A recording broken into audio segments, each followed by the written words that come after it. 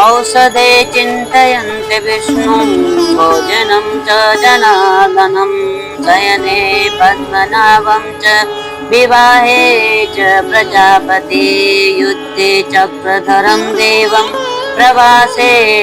विक्रमं नारायणं तनुत्यागे श्रीधरं प्रियसङ्गमे स्वप्ने स्मरं गोविन्दं संकटे मधुसूदनं कानने नारसिंह च पावके जलसायिनां जलमध्ये वराहं च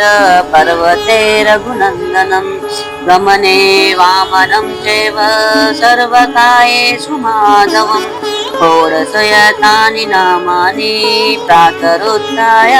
पठेत् सर्वपापविनिर्मुक्ते विष्णुलोके महीयते सर्वपापविनिर्मुक्ते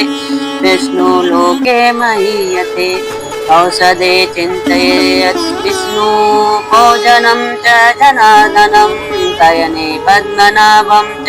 विवाहे च प्रजापति युद्धे चक्रधरं देवं प्रवासे च त्रिविक्रमं नारायणं तनुत्यागे श्रीधरं प्रियसङ्गमे स्वप्ने स्मरन् गोविन्दं संकटे मधुसूदनं कानने नारसिंहं च पावके जलसायिनां जलमध्ये वराहं च पर्वते रघुनन्दनं गमने वामनं चैव सर्वकार्येषु माधवम् षोडशैतानि नामानि प्रातरुत्थाय पठेत् सर्वपापविनिर्मुक्ते विष्णुलोके महीयते विष्णुलोके महीयते औषधे चिन्तयेत् विष्णु भोजनं च जनार्दनं शयने पद्मनाभं च विवाहे च प्रजापतिं युद्धे चक्रधरं देवं प्रवासे च त्रिविक्रमं नारायणं तनुत्यागे श्रीधरं प्रियसङ्गमे स्वप्ने स्मरन् गोविन्दं संकटे मधुसूदनं कानने नारसिंहं च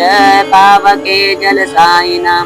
जलमध्ये वराहं च पर्वते रघुनन्दनं गमने वामनं चैव